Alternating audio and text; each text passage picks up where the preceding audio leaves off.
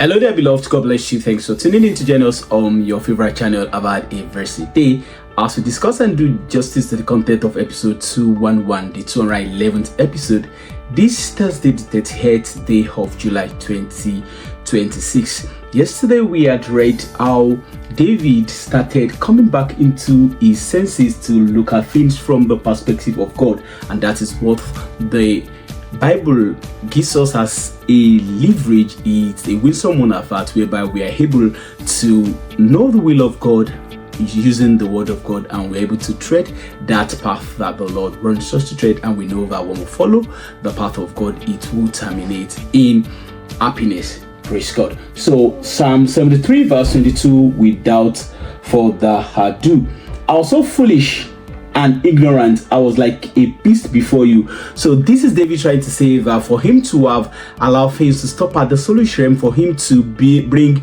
his life in comparison with that of the wicked man, it was an act, you might say not a deliberate one, but it gained access into a seat of intelligence, and for a while you could see him looking at the ways of the wicked man and the unrighteous man in Cove. But again, when he went back to the sanctuary of God, when he inclined his heart unto wisdom, when he stopped and he was trying to look at what God means to him, immediately you can see him saying that he's foolish. The Bible says to us in the book of James 1 and verse 5 that if any man lacks wisdom, let him ask God, who gives liberally and upbraids not. God does not discriminate, right? So when you see that you are struggling in any particular phase of your life, or there is that particular area of your life that you think that you are not making way, it is expected of you to be able to cry to God to give you that wisdom dimension of ease that would help you. So David knew he needed this, and you would see him call himself literally someone foolish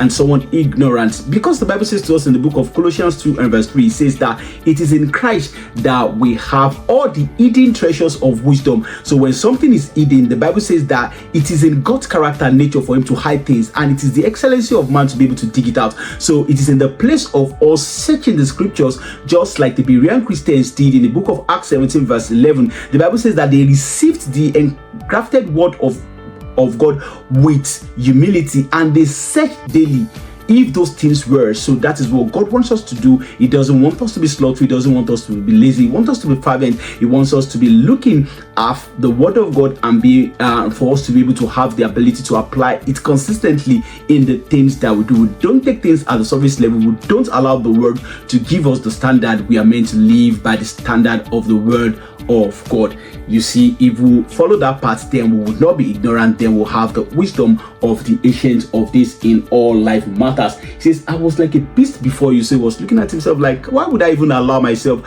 to follow that path? That is a clarion call to someone today.